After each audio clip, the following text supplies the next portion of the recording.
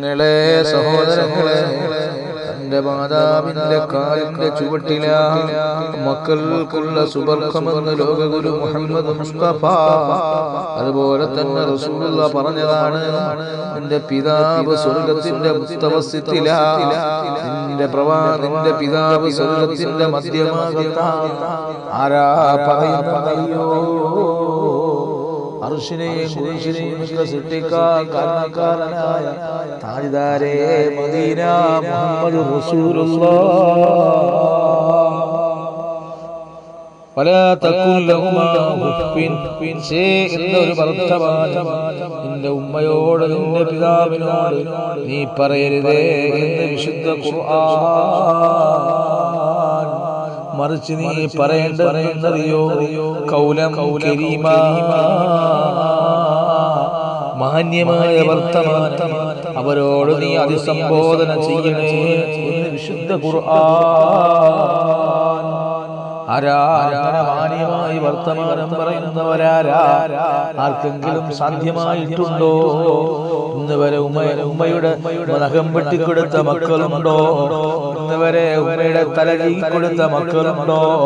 ഇന്ന് വരെ ഉമ്മയുടെ വസ്ത്രം കഴുകിക്കൊടുത്ത മക്കളുണ്ടോ? അപൂർവത്തിൽ അപൂർവമാ. കാശുണ്ടെങ്കിൽ വണ്ടി കയറ്റി ഇരുത്തിക്കൊണ്ടുപോകാൻ ഏത് മകൾക്കും കഴിയും. പക്ഷേ ഒരു നേരത്തെ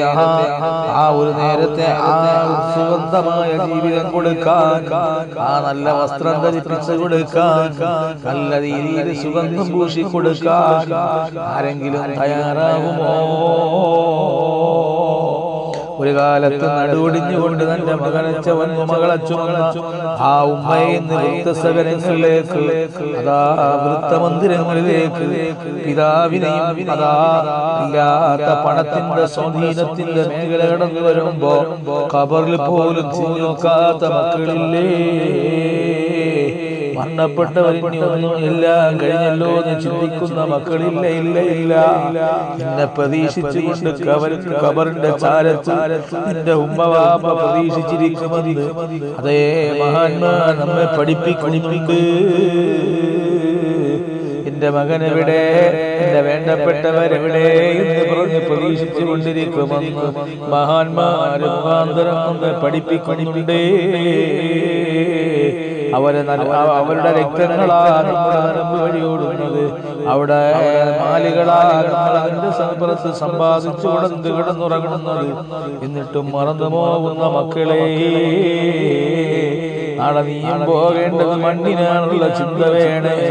എപ്പോഴാ മരണം വരുന്നറിയാൻ കഴിയില്ല. ആ മാതാവിന്റെയും പിതാവിന്റെയും തൃപ്തിയിലാണ് അല്ലാഹുവിന്റെ റിള വരുന്നത്.